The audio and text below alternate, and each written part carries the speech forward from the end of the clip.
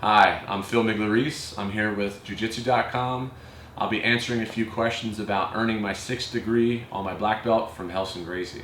So my definition of Jiu-Jitsu is the easy way. I've been training Jiu-Jitsu for a long time. I think I learned my first move in the 80s. Finding the easy way, no matter what. This is my life philosophy. So I believe in tradition and the evolution of things, like new school, old school, sort of balance. I think you need both. I grew up in Philadelphia, trained in Philadelphia, and when I was of age, I traveled all over the world to learn Jiu-Jitsu and learn from pretty much all the best instructors. I lived at the Gracie Academy, trained with almost every Gracie under Elio Gracie lineage. I got my black belt from Relson Gracie. I'm studying now for my 6th degree on my black belt. Every single move I've ever learned in the Elio Gracie and Relson Gracie system, there is a whole bag of tricks of how to teach that move. So you learn faster, and you don't know how you're learning so fast because we have all these tricks to teaching them. So like bumping someone from the mount or clinching them from stand up. There's a way of teaching it just to get anybody in the world to do it. So part of what I do, try to unlock the little pieces towards the goal. And so it takes time on the mat when you're training.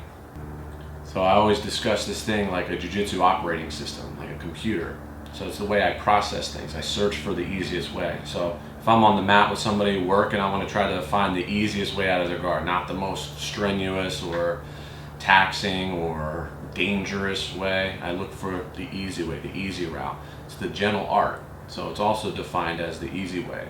I read it one time in a dictionary, and they define jiu-jitsu. They find jiu-jitsu as the gentle way.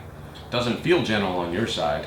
You get hurt, you get hit with these arm bars and stuff, but on the application side, it should be gentle application, which is generally the easy way. I was in a car accident when I was 17, and doctor told me I was never going to train or do yoga again.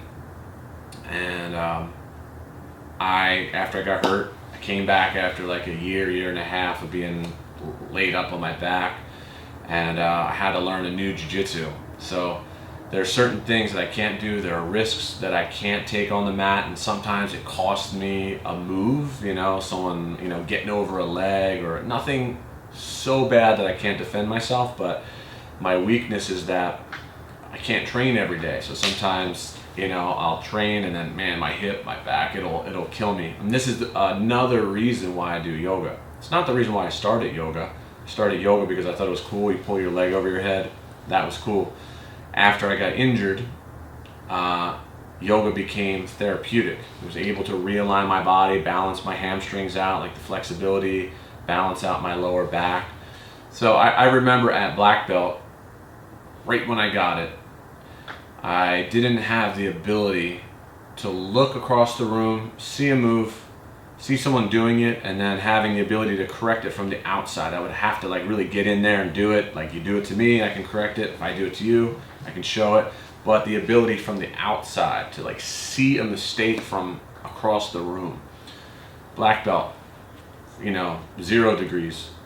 I was just aware of it. I wasn't any good at it. Now I can see, I can see it in and out. I can see if a foot's wrong. I can see if, not that I know everything, but I know enough to correct people and to, really see. I can see into games. I can memorize games now, whole games. Someone starts to move to, and trying to end a move. I know what they're going to do, so I can forecast a lot of game now.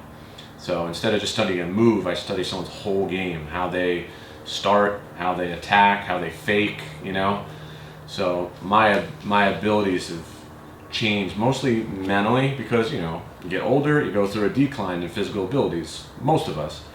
So, am I as risky and fast as I was at 20 years old? No, not at all. I'm not jumping into anything, I go very smoothly, but yeah, so if I had any jump between maybe just black belt and 3rd degree black belt, it's my ability to see a mistake from across the room. It hits me when I study for the stripes that, how great it is to have it, but it's more of a responsibility too for me to just share with everyone. So whatever I did to get here, I want to get you there, I want to get other students there. So I think that a black belt is more attainable than ever these days because there's tons of quality instructors out there, all legit guys to get you there now.